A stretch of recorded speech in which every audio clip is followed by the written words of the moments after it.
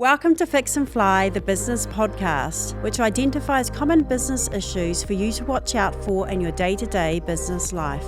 So tune in every fortnight where we speak to leaders of corporates to SMEs where you can implement their strategies into your business. I'm your host, Larissa Logan from Fixity, where we help turn businesses around. Hi, Kat. Welcome to the Fix and Fly podcast. Thank you so much for joining us today. You're welcome. Great to be here. So for our listeners that don't know anything about you or your business, can you just give us an overview around how you started this business and your huge growth that you've gone through? Yeah, great. So I'm Kat Peters, one of the owners of HireStaff. HireStaff are a blue-collar recruitment agency, and we specialise in warehousing, manufacturing, logistics, trades, and construction roles. So we do end-to-end recruitment, both temp or permanent. My background's marketing. Johnny's is in recruitment, and he's actually a qualified plumber back in England. And so we'd been toying with the idea of starting something for a long time. We're very entrepreneurial minded and always trying to figure out how we can make money. So business started 2019. First year was just him doing the sales, and I was doing all the back end stuff like ops and payroll after my full-time job. And then after the first year, we hired our first staff member, and then COVID hit. And then so basically overnight, all of our temps got pulled off site, and we basically went down to nothing. We had to let the staff member go and then had to navigate through that whole situation. And that was really challenging.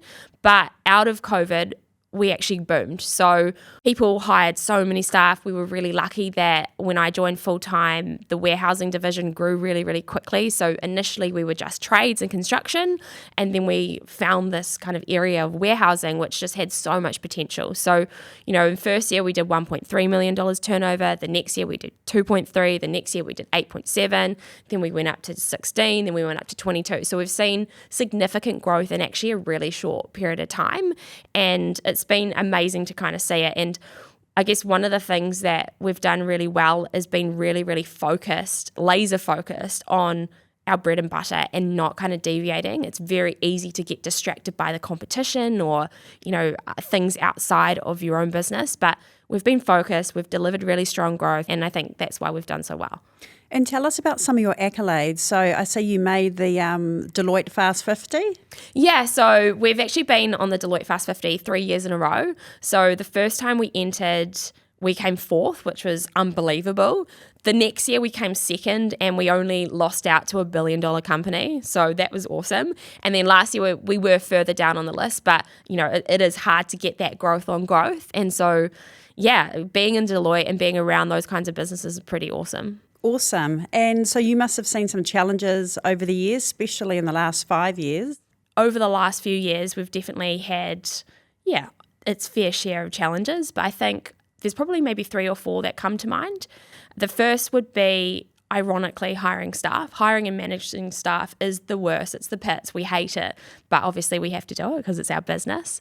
But one of the interesting things that we've found is it's really difficult to find people that actually can do recruitment. You might think that recruitment is a really, really simple job, finding candidates and placing them into work. But actually you need grit, determination, the ability to persuade and convert, have urgency, and it's just hard to find. Urgency is a massive thing that I see with the customers that I work with. They simply don't have it, particularly around kind of the finance function or cash flow management. How important is it for you around urgency? Is that because jobs are coming in and they're ringing you and they're saying, hey, I need a truck driver tomorrow? Is that?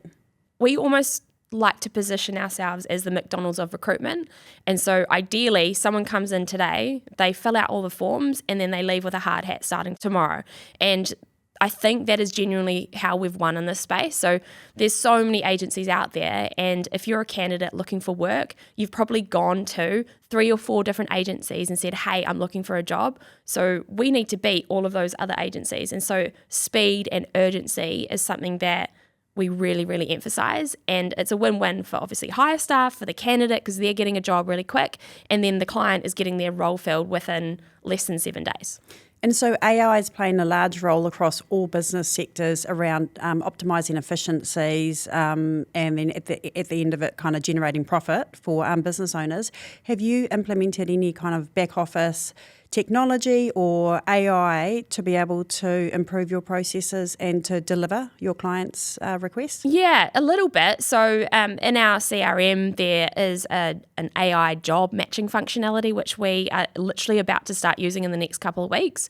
We obviously use AI to write all of our job ads and all of our social media posts. So we implement it where we can, but there's so much more we could do. Like imagine a world where you have automated screening and the account manager doesn't even have to talk to a candidate and they can just do the client side and actually, leverage their sales skills to make more money for the business. So there's definitely stuff that we're looking at to automate and make a lot more efficient. And so is that software and technology already out there in the market? Yeah, some of it is out there, but we are also looking to build our own stuff at the moment. So it's a balance of looking at what's on the shelf or off the shelf versus do we actually need to do something bespoke for our business?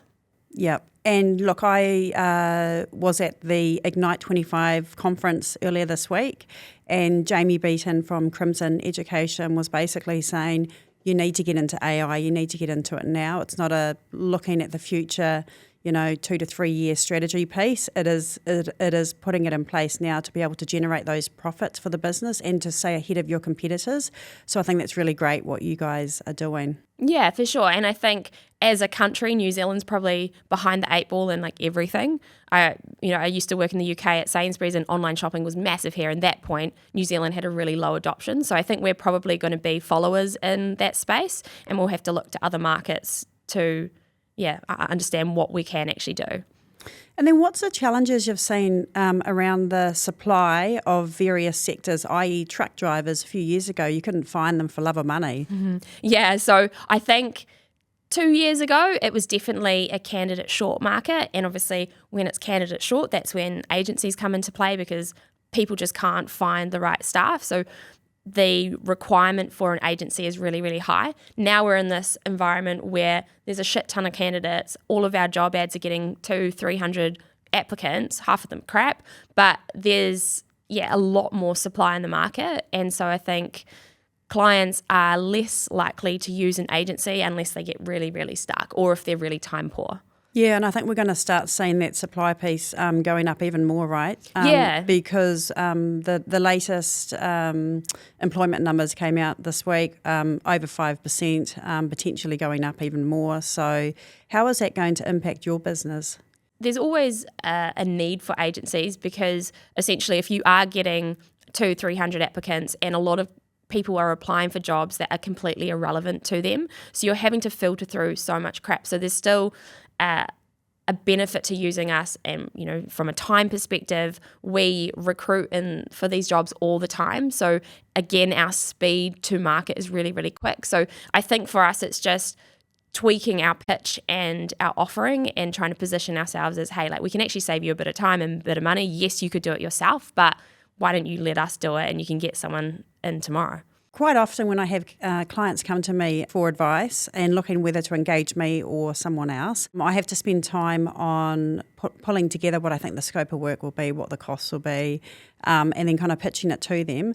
How do you find that balance in creating pitches and then also trying to do the work at the same time? Yeah, so I think where our business is probably a little bit different, it's really simple.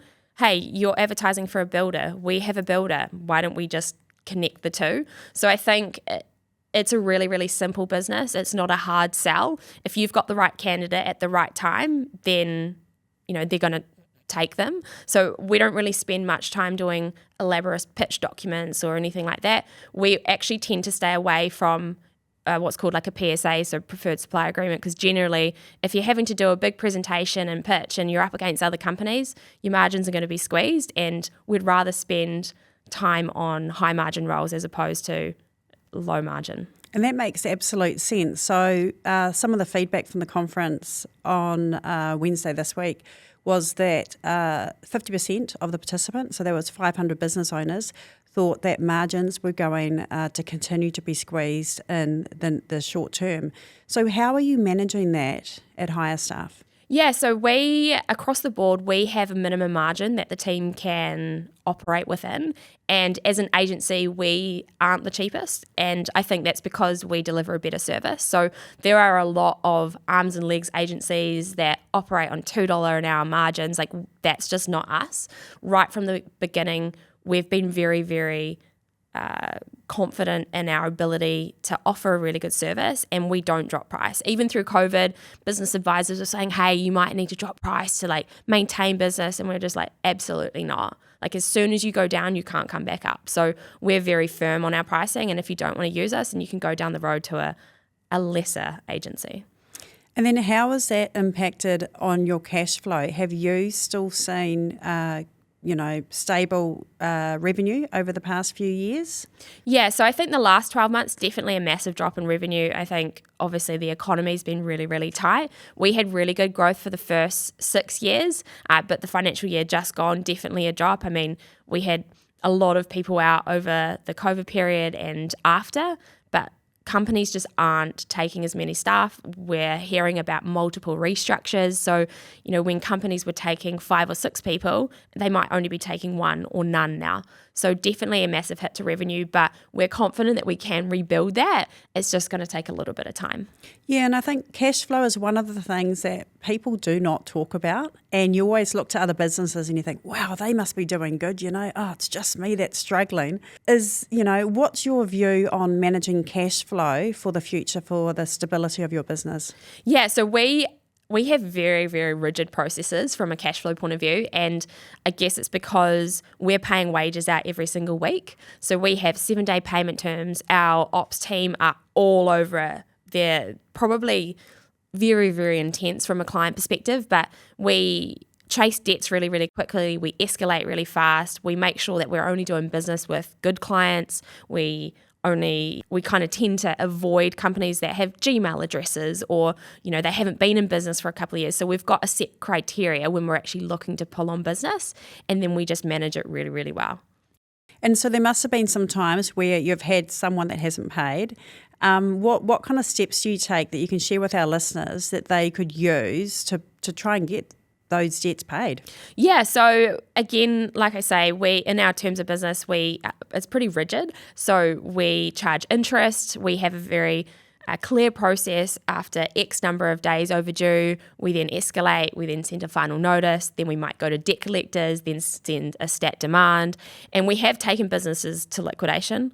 Unfortunately, we haven't been successful in getting any money out of them, but still, we have a pretty good process. But the only advice that I would say is you've got to be on top of it. You've got to be all over it, and don't let it get too big.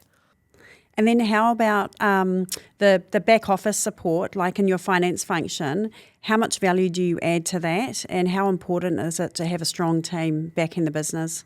Yeah, so I think we were really lucky early on that I guess I had multiple skill sets. So I could do all the number stuff, I could do all the payroll and marketing, but as we scaled, we did have to get other people in. And so we've got 2 really good people in our ops team that we can trust wholeheartedly to get shit done. You don't even have to really manage them. They just kind of do it. And so I think, the back end operations to make sure that you've got really, really good people is so important. And we were lucky to find these people early on. And then going back to the revenue piece, when you have seen a decline in revenue, how have you adjusted that for your staffing levels inside HireStaff?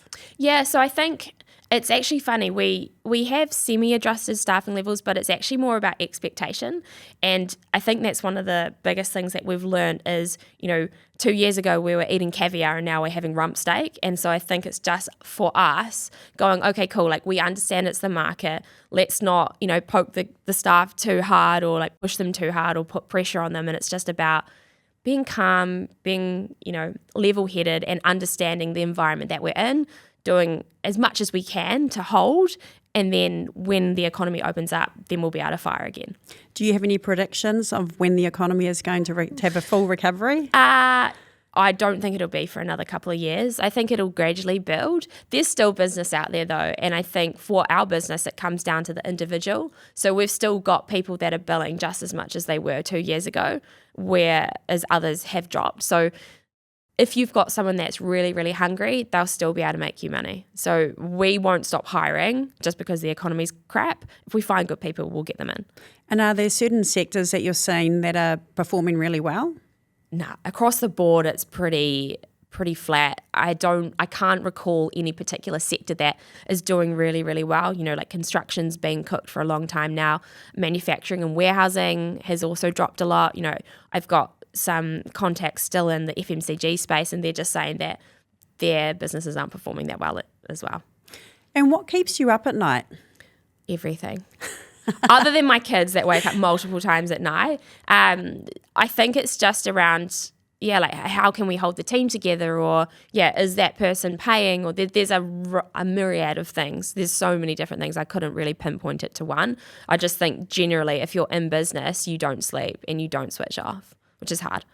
And then what do you do to kind of manage your kind of mental health in these periods where, you are facing business challenges? The competition doesn't care. Like, they will continue to operate really well. And if you're having a shit day, well, you've got to turn up. Like today probably didn't really feel that great, but I was here on time. I've got client meetings today. We've got a team lunch, but you just can't take time off. So you've just got to put everything in and hope that everything kind of falls into place. And you've got 2 young kids. How do you find the juggle? And plus, you work with your husband. How do you juggle work, life, kids?